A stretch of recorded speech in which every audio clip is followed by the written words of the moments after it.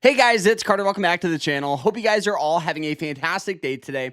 Now in today's video, we are going to be doing an update on our $500 small account challenge. For those of you that have been watching and for those of you that are new, we recently started a challenge where we tried to swing trade with $500 to prove to you it's not about how much money we have in our account. It all comes down to the strategy and the approach we have with selecting stocks, getting in on positions, and just our overall strategy. So I hope you guys all enjoyed the video today. If you guys do, hit that like button, subscribe, and if you guys want to learn more about swing trading and trading in the market, we have an amazing school, an amazing community where I teach people how to trade. It's not a get rich quick scheme. It's not alerts or anything like that. It's honest strategies that I've used over the past 7 years of swing trading and the scanner criteria, all that good stuff. So check it out down below. We have an awesome holiday sale going on for 51% off. Code XMIS24. So use that code, sign up. I'll see you guys in there, and let's jump into this. All right, so as of right now, we're actually continuing to hold the position that we're in on, but we'll talk about why we entered. But first, what's our account at? So this past week here, we made about 4% on our money, which brings our total account balance to a little over $1,600. From $500. Now, obviously, I've been doing this for about 22 weeks, so about a good amount of time. But what a lot of people don't realize is, I believe in small returns that just compound over time. I'm not the type of trader where I'm going to find a stock at $1 and try to sell it at $150.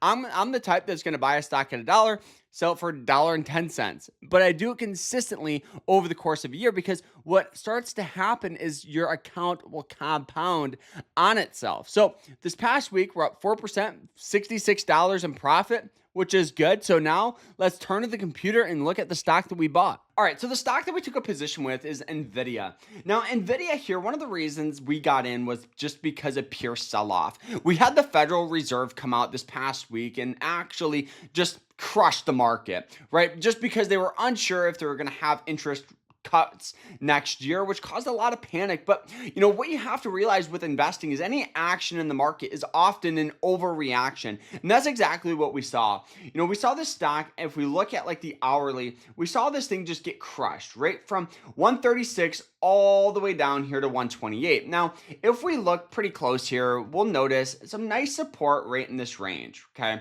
so my thought process was very simple: try to get as close as we can to this support line, which at the time we got in near and around that 129 mark. So we didn't get in on the lowest lows, but you'll never get in on the lowest lows. It's very, very hard to do so, just because the future is unknown, right? You're watching the stock like this come in contact with old support here.